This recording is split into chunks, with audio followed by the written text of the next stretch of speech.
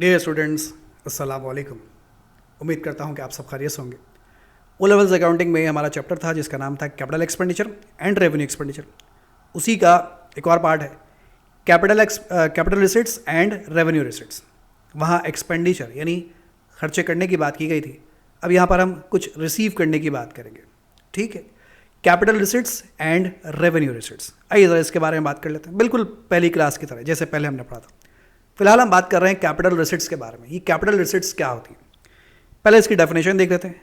A capital receipt is money received by a business from a source other than the normal trading activities.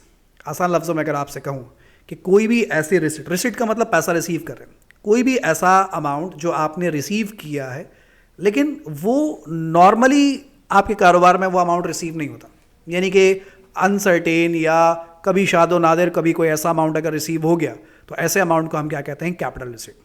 बात समझ में नहीं आई sir, कोई बात नहीं।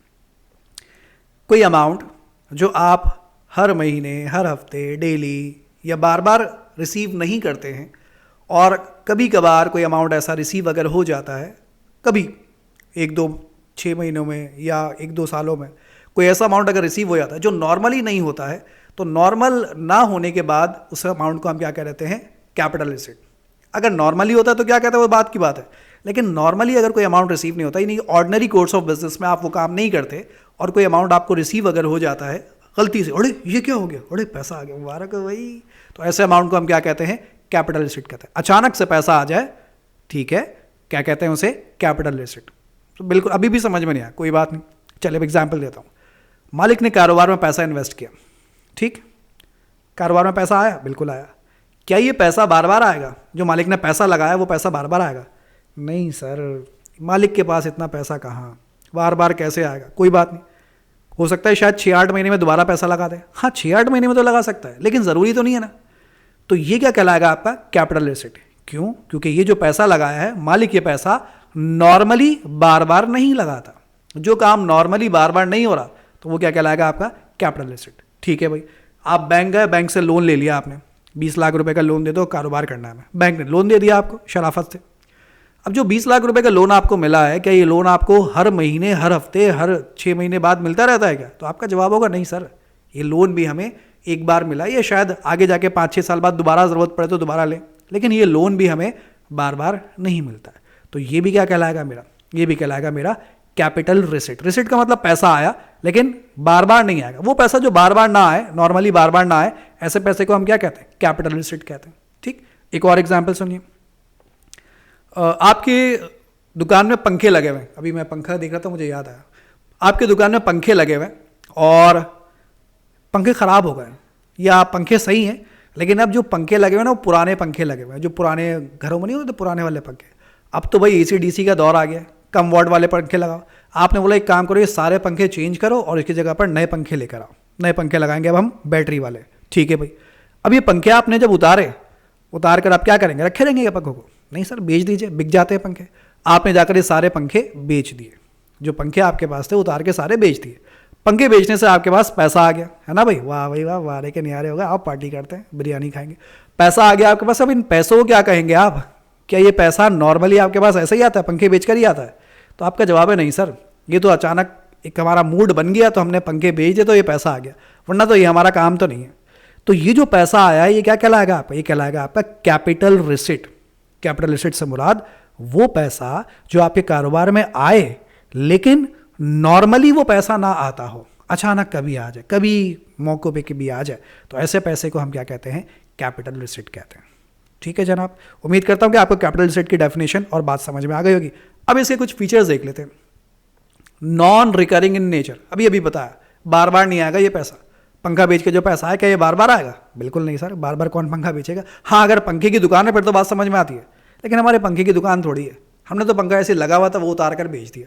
तो non recurring in nature. Bank से लोन लेने की बात की थी आपसे, क्या बैंक से लोन बार बार लेंगे आप? नहीं सर, हमारी शक्ल देख के वो वैसे ही नहीं देगा बार बार, तो बैंक से लोन भी बार बार नहीं मिलेगा। मालिक ने कारोबार में पैसा इन्वेस्ट किया था, बार बार इन्वेस्ट करेगा? सर नहीं सर, बार बार तो नहीं करेगा। तो नॉन रिकरिंग इन नेचर, वो पैसा जो आपके कारोबार में आ तो रहा है लेकिन बार बार नहीं आएगा, कभी शादो नादिर आएगा, तो ऐसे पैसे को हम क्या कहते हैं, कैपिटल रिसिट कहते हैं। नंबर 2, लॉन्ग टर्म बेनिफिट, ये जो भी पैसा आपके पास आया है इन सब का बेनिफिट क्या होगा, लॉन्ग टर्म होगा। लॉन्ग टर्म से मुराद है ज़्यादा होगा। ये जो पंखे बेचकर पैसा आया, जाहिर सी बात है थोड़ा ज़्यादा पैसा आया होगा, ये आप इससे आप नए पंखे खरीदेंगे, यही सोच के कहता ना कि भाई ये पंखे बेचकर पैसा आएगा और इससे मैं दूसरे पंखे लेकर आऊँगा, तो उसका बेनिफिट क्या होगा, लॉन्ग टर्म होगा। बैंक से लोन लिया 20 लाख रुपए का, बेनिफिट क्या होगा, लॉन्ग टर्म होगा। मालिक ने कारोबार में पैसा इन्वेस्ट किया, बेनिफिट क्या होगा, लॉन्ग टर्म होगा, 1 साल से ज़्यादा होगा। तो इसका जो बेनिफिट होता है, जो कैपिटल रिसीट है, इसका जो बेनिफिट आपको मिलता है वो क्या होता है, वो होता है लॉन्ग टर्म, लंबे अरसे के लिए आपको इसका बेनिफिट मिलेगा। ठीक, आगे आते हैं। Reported in balance sheet statement of financial position, ये जो भी पैसा आपको यहाँ से मिलेगा, ये सब का सब पैसा आप कहाँ रिपोर्ट कर देते हैं, अपनी बैलेंस शीट में, यानी जिसे हम स्टेटमेंट ऑफ फाइनेंशियल पोजीशन कहते हैं। बैलेंस शीट भी कहते हैं इसे और स्टेटमेंट ऑफ फाइनेंशियल पोजीशन भी कहते हैं। जो भी पैसा आएगा इसको बेचकर, वो सारा का सारा, यानी कि कैपिटल रिसीट से जो भी पैसा आएगा वो सब कहाँ रिपोर्ट किया जाएगा, वो सब का सब आपका बैलेंस शीट में रिपोर्ट किया जाएगा। क्यों, क्योंकि जो भी पैसा आपके पास आएगा वो सब एसेट या लायबिलिटी के अगेंस्ट में आएगा। नहीं समझ आई बात, पंखा बेचकर पैसा आया, ठीक है, पंखा क्या था आपका, सर एसेट था, तो आपके बैलेंस शीट से एक एसेट जाएगा, ठीक है, बैलेंस शीट से आपके एक एसेट जाएगा, पंखा जाएगा, और उसके बदले कैश आएगा।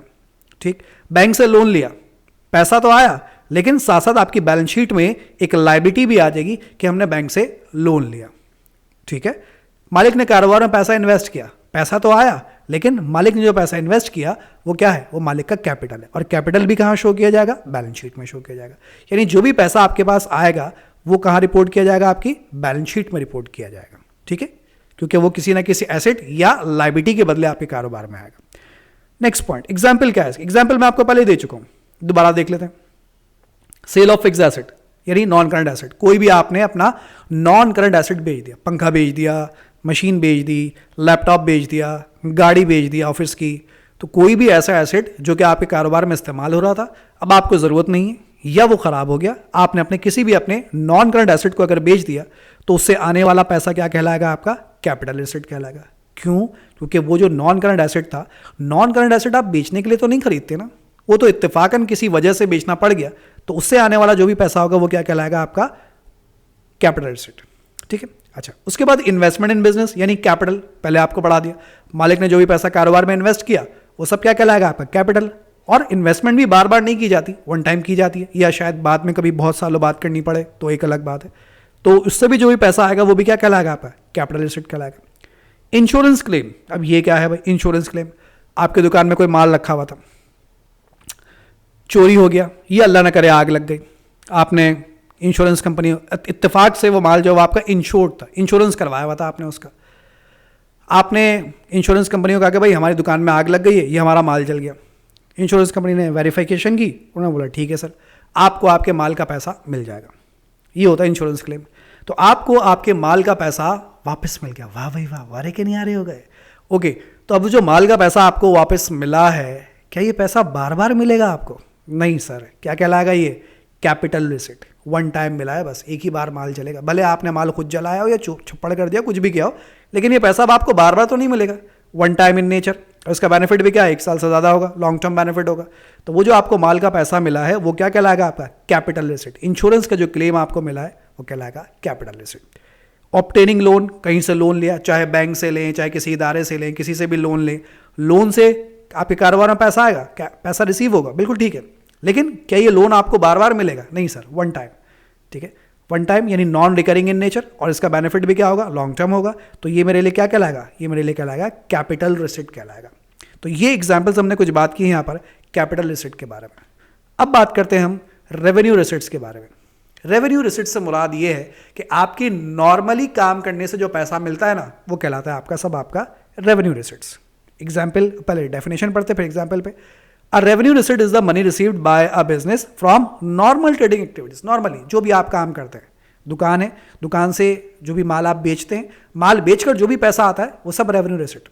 जैसे मैं आपको पढ़ाता हूँ, तो आप जो भी फीस मुझे देते हैं, ये मेरी नॉर्मल रिसिट है, ये नॉर्मली मैं ऐसे ही पैसा लेता हूँ आपसे फीस से, तो ये जो मेरी नॉर्मल रिसिट है ये क्या कहलाएगा, रेवेन्यू रिसिट।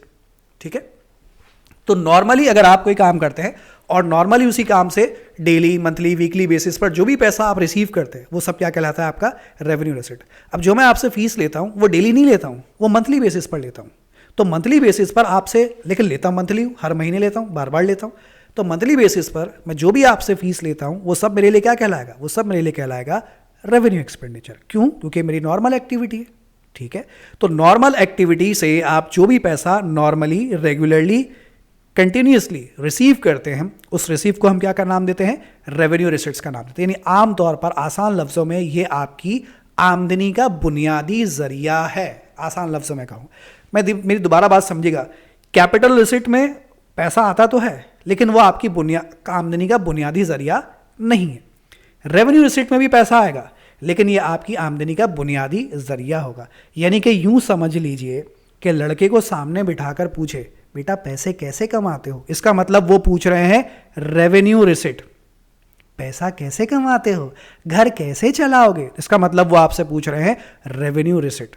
तो वो सिर्फ वही बताएगा जिससे वो नॉर्मली पैसा कमाता है। आंटी मैं तो डाके डालता हूँ, डाके डाल के पैसे कमाता हूँ, यही मेरी आमदनी का जरिया है, देनी तो दे दो वरना कहीं और देख लो। तो वो जो डाके डाल के पैसा कमाता है वो क्या है, उसका रेवेन्यू रिसिट। क्यों? क्योंकि वो नॉर्मली यही काम करता है। तो जो भी आपकी नॉर्मली जिस काम से पैसा आपके कारोबार में रेगुलरली आता है वो सब आपका क्या कहलाएगा, रेवेन्यू रिसिट। ठीक है, ओके। और कोई अगर ऐसा पैसा जो नॉर्मली नहीं आता, कभी कभार कभी आ जाए, कहीं से आ जाए, तो उसे हम क्या नाम देते हैं, कैपिटल एसेट। वो आप लड़की वालों को बताएंगे तो नहीं ना कि आंटी मेरे पास कभी कभी ऐसा भी पैसा आ जाता है, वो तो नहीं बताया जाएगा क्योंकि उसकी बुनियाद पर वो आपको लड़की देंगे भी नहीं। नॉर्मली डाके डाल के पैसे कमाए तो हाँ भाई इस बुनियाद पर दे सकते हैं शायद आपको। आगे बढ़ जाता है भाई, फीचर्स क्या है, recurring in nature. Revenue receipts क्या होते हैं, ये वो रिसिट्स होती हैं, ये वो आमदनी होती है जो आप बार बार रिसीव करते हैं, चाहे डेली रिसीव करें, चाहे वीकली रिसीव करें, चाहे मंथली रिसीव करें, जैसे भी हो। लेकिन ये जो आपकी आमदनी होती है, जो रिसिट होती है आपकी, ये बार बार होती रहती है, कंटिन्यूस इन नेचर होती है। ठीक है, जबकि कैपिटल रिसिट में वो जो रिसीव होता है अमाउंट वो बार बार रिसीव नहीं होता। ठीक है, ओके। शॉर्ट टर्म बेनिफिट, ये जो भी पैसा रिसीव होता है इसका बेनिफिट क्या होता है, शॉर्ट टर्म होता है। आप जो मुझे फीस देते हैं माशाल्लाह से, उस फीस का बेनिफिट क्या होगा, लॉन्ग टर्म। सर अभी तो फीस दी थी आपको मार्च में, आप 2 साल बाद मांगिएगा फीस, ऐसा हुआ क्या? नहीं सर, अगले महीने में दोबारा मांगूंगा आपसे, फिर अगले महीने दोबारा मांगूंगा। यानी कि आप जो मुझे पैसा दे रहे हैं उसका बेनिफिट क्या है, शॉर्ट टर्म है। जो भी माल बेचकर मैं पैसा रिसीव कर रहा हूँ, अगर मेरी दुकान भी है, लैपटॉप बेचकर पैसा आया, तो क्या मैं अगले 6 महीने तक लैपटॉप नहीं बेचूंगा? नहीं सर, आपको बेचना पड़ेगा, चाहे जितना भी लैपटॉप बेचे अगले महीने फिर बेचना पड़ेगा आपको लैपटॉप। यानी जो भी माल बेचकर पैसा मैं रिसीव कर रहा हूँ या सर्विसेज देकर जो भी पैसा मैं रिसीव कर रहा हूँ उसका बेनिफिट क्या होगा, उसका बेनिफिट शॉर्ट टर्म होगा। मुझे अगले महीने, अगले हफ्ते दोबारा से एक काम करके दोबारा पैसा कमाना पड़ेगा। ठीक है, तो रेवेन्यू रिसिट का जो बेनिफिट है वो शॉर्ट टर्म होता है, कैपिटल रिसिट का जो बेनिफिट है वो लॉन्ग टर्म होता है। Reported in income statement as income, ये जो भी आपका रेवेन्यू रिसिट है इसे आप अपनी इनकम स्टेटमेंट में अपनी आमदनी के तौर पर दिखाते हैं। आमदनी से मुराद ये है, यूं कहिए कि मेरी आमदनी कमाई का जरिया है, ये आपकी इनकम है, आपकी मेजर इनकम है, बुनियादी जरिया है कमाने का, तो इसे आप अपनी इनकम स्टेटमेंट में इनकम के तौर पर शो कर देते हैं जो भी इससे पैसा कमाते हैं। ठीक, एग्जाम्पल्स क्या है, sale of goods and services. अगर आपके गुड्स का कारोबार है, कोई भी दुकान है सामान की, तो उस सामान को बेचकर जो भी पैसा कमाएंगे वो क्या कहलाएगा, आपका रेवेन्यू रिसिट कहलाएगा। या अगर सर्विसेज का बिजनेस है, जैसे मैं सर्विस प्रोवाइड करता हूँ आपको, तो सर्विस के जरिए जो भी पैसा मैं कमा रहा हूँ, यानी फीस जो भी आपसे ले रहा हूँ, वो भी मेरा क्या है, रेवेन्यू रिसिट। ठीक है, इसी तरीके से चिंची वाला आपको सर्विस प्रोवाइड कर रहा है, एक जगह से दूसरी जगह पहुंचा रहा है, रिक्शे वाला एक जगह से दूसरी जगह पहुंचा रहा है, तो उसके जरिए वो जो पैसा रिसीव कर रहा है आपसे वो क्या है, कैपिटल रिसिट है या रेवेन्यू रिसिट? सोचिए, सर वो बार बार लेगा या एक बार लेगा? नहीं सर, बार बार लेगा, जितनी बार वो मुझे ड्रॉप करेगा उतनी बार लेगा, इसका मतलब वो उसके लिए रेवेन्यू रिसिट है। ठीक, ओके। रेंट रिसीव्ड, आपने कोई जगह किराए पर दी है और उस किराए से आपका कारोबार चल रहा है या आपकी जो भी इनकम है वो वहीं से जनरेट हो रही है, तो किराया क्या एक बार लेंगे आप? नहीं सर, किराया तो हम बार बार लेंगे ना सर, क्या है, अच्छी बात नहीं है ना सर। तो किराया अगर आप बार बार ले रहे हैं तो ये क्या है सर, रेवेन्यू रिसिट है, बार बार मिलेगा। इंटरेस्ट रिसीव्ड, आपने बैंक में पैसा जमा करवाया, बैंक आपको हर महीने या हर 6 महीने, हर 3 महीने बाद बार बार आपको जो वो इस पर इंटरेस्ट दिए जा रहा है, तौबा इस्तगफार, बहरहाल लिखा हुआ है तो पढ़ लेते हैं। इंटरेस्ट रिसीव हो रहा है तो बैंक कह रहा है कि मैं क्यों अकेले जहन्नुम में जाऊं, तुम भी मेरे साथ चलो ना, अकेला मैं बोर हो जाऊंगा, आओ हम भी सूद लेते हैं, तुम भी सूद लो, हम सब जहन्नुम में चलते हैं। तो बैंक ने आपको इंटरेस्ट दिया और आप भी उसके साथ जो वो शरीक हो गए, और इंटरेस्ट रिसीव एक बार नहीं बार बार होगा, तो ये क्या कहलाएगा, आपका रेवेन्यू रिसिट। ठीक, डिविडेंड रिसीव्ड, डिविडेंड से मुराद क्या है, आपने शेयर्स परचेज किए किसी कंपनी के। ठीक, अब कंपनी के जब हम शेयर्स लेते हैं, हम आगे जाके पढ़ेंगे शेयर्स के बारे में तफसीली तौर पर, जब हम कंपनी के शेयर्स परचेज करते हैं तो कंपनी उन शेयर्स पर हमें सालाना प्रॉफिट देती है, हर महीने नहीं देती लेकिन हर साल तो देती है। और हर साल का मतलब हो गया कि बार बार देगी या एक ही साल देगी, तो इसका जवाब है सर नहीं सर, हर साल देगी, यानी रिकरिंग इन नेचर, बार बार देगी वो मुझे। तो वो अमाउंट जो बार बार रिसीव हो वो भी क्या कहलाएगा मेरे लिए, रेवेन्यू रिसीट कहलाएगा। तो डिविडेंड का पैसा जो भी आप रिसीव करते हैं, शेयर्स पर होने वाला जो भी प्रॉफिट होता है वो बार बार मिलेगा, तो वो क्या कहलाएगा आपके लिए, रेवेन्यू रिसीट कहलाएगा। डिस्काउंट रिसीव्ड, ये तो हम पढ़ चुके हैं, डिस्काउंट रिसीव्ड, डिस्काउंट अलाउड। तो आपने किसी से माल खरीदा, ठीक है, उसे पैसा देना था, उसने आपको डिस्काउंट दे दिया, ये लो भाई डिस्काउंट दे दिया हमने आपको, उसने आपको डिस्काउंट दे दिया। क्या डिस्काउंट लोग आपको एक बार देते हैं? नहीं सर, हम जब कारोबार करते हैं तो हम डिस्काउंट देते भी बार बार हैं और हम डिस्काउंट लेते भी बार बार हैं, ये कारोबार का एक हिस्सा है। तो डिस्काउंट क्योंकि मुझे बार बार मिलेगा, रिकरिंग इन नेचर है, बार बार मिलेगा मुझे, नॉर्मली मेरे कारोबार में ऐसा होता ही रहता है, तो बार बार अगर मुझे मिलेगा तो ये मेरे लिए क्या कहलाएगा, रेवेन्यू रिसीट कहलाएगा। ठीक है जी। कैपिटल रिसीट, वो पैसा जो बार बार ना आए, कभी कभार शादो नादिर आ गया तो आ गया, वो कहलाएगा मेरे लिए कैपिटल एक्सपेंडिचर। रेवेन्यू एक्सपेंडिचर मेरी नॉर्मली आमदनी का जो जरिया, नॉर्मली जो पैसा मैं बार बार रिसीव करता हूँ, ठीक है, नॉर्मल कोर्स ऑफ बिजनेस में, तो ऐसी आमदनी को, ऐसे रिसीव को हम क्या नाम देते हैं, रेवेन्यू रिसीट का नाम देते हैं। तो भाई ये आज हमने डिस्कस किया capital expenditure, sorry capital receipt और रेवेन्यू रिसीट को। पिछली क्लास हमने डिस्कस किया था कैपिटल एक्सपेंडिचर और रेवेन्यू एक्सपेंडिचर को। अब आइंदा क्लास में हम एक सवाल डिस्कस करेंगे और एक से ज़्यादा सवालात को डिस्कस करेंगे और ये देखेंगे सवालात इसके होते कैसे। मैं आपको थोड़ा सा मुख्तसर बता दूं। इसके सवालात में आपके सामने कुछ खर्चे लिख कर दिए जाएंगे, जैसे मिसाल के तौर पर लिख के दिया गया सैलरीज पेड टू एम्प्लॉय। एक मिसाल दे रहा हूँ, आपको ये बताना है कि ये कैपिटल एक्सपेंडिचर है, रेवेन्यू एक्सपेंडिचर है, कैपिटल रिसीट है या रेवेन्यू रिसीट है। इन चारों में से आपको आइडेंटिफाई करके बताना है कि इन चारों में से किस कैटेगरी में फॉल करेगा। बस ये इसका मुख्तसर सा एक सवाल आता है। आपको अगर डेफिनेशन क्लियर है, बातें क्लियर है, कॉन्सेप्ट्स क्लियर है, तो इसको सॉल्व करने में कोई परेशानी नहीं होगी इंशाल्लाह। तो फिलहाल आज के लिए हम इतना रखेंगे और आपसे मुलाकात करेंगे हम अगली क्लास में। टेक केयर, अल्लाह हाफिज़।